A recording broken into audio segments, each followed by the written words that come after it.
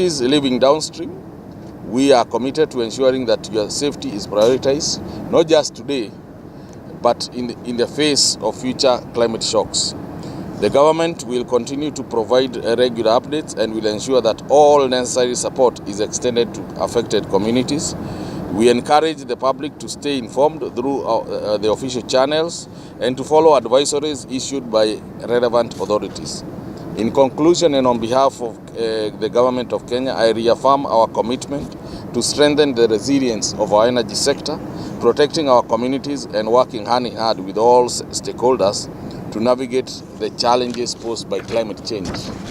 Spilling in Masinga is okay. We allow spilling on Masinga is okay because we have Kamburu downstream that will hold a little bit. We have Kindaruma, we have Gitaro. And then now we have the last standing goalkeeper who is at the moment, who is Kiambere. And when now spilling started in Kiambere, then we have to issue a second alert because Kengen had already issued original alert. Now we have to raise the alarm warning. We have to ring the bells and tell the people downstream that now the goalkeeper is no longer holding the water, and the water now is moving south. Garissa communities and the communities in Tana River, we are asking you, please stay away from the riverbank, move to higher grounds, so that even as the water spills down and goes all the way to the Indian Ocean, you are not affected. As a matter of fact, it takes about 3 days for the river for the water to get to Garissa.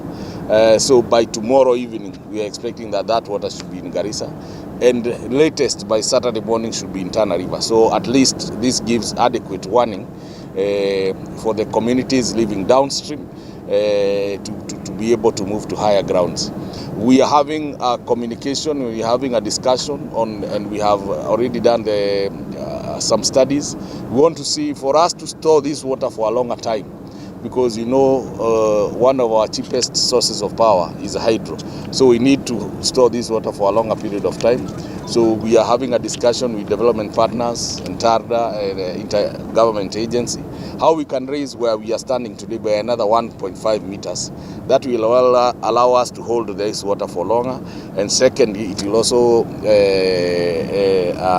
hold more water and avoid disaster downstream. Due to the sustained rainfall in the Mount Kenya and Aberdare catchment areas, combined with local runoff and direct rainfall over the dams areas, water levels in the Seven Forks dams have risen sharply. As of 14th May, that is yesterday, Masinga Dam reached 1057.15 meters above sea level. And in fact, as at today, we are now talking of 1057.17. So it has gone slightly above.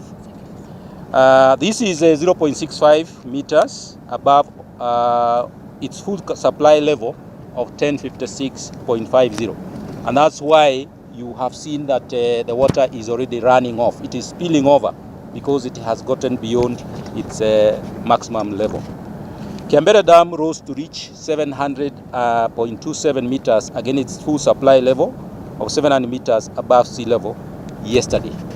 Given the current trend and the forecasts, we have witnessed a natural overflow of Masinga Dam from 30th of April this year due to increased inflows from the Aberdares and the Viba River to Kamburu Dam. Yesterday, Kiambere Dam experienced natural overflow. So Kiambere, which is the last dam on the cascade, started spilling yesterday in the morning.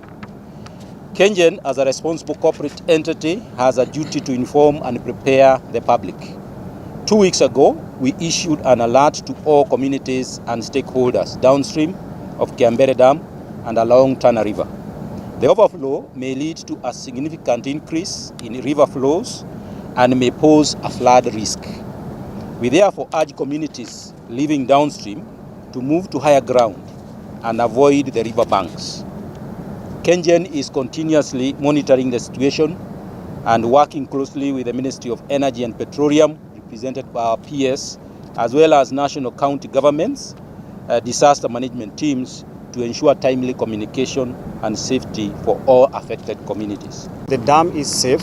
In fact, as one government approach together with the Ministry of Asals and Regional Development in partnership with the Ministry of Energy, together with Kengen and Tarda, we have regularly conducted assessments, and the regulatory body that is in charge of inspections has issued a clean bill of health for Masinga Dam as well as Kiambere Dam. Another thing I want to assure you that this spillage is a safety mechanism, it's not a risk, it's a design element of the dams to ensure safety of the dam and the communities downstream in terms of regulating flow. Finally, you realize that the dam is not only a power dam, but is a dam that is a source of water for residents of Mwingi, Kitui and many other communities downstream. You may notice that this year's spillage, the water is a bit clearer, as opposed to last year when the water was a bit brown. That's an effect of sedimentation. That speaks to the government efforts that have been done upstream in terms of conservation and prevention of soil erosion.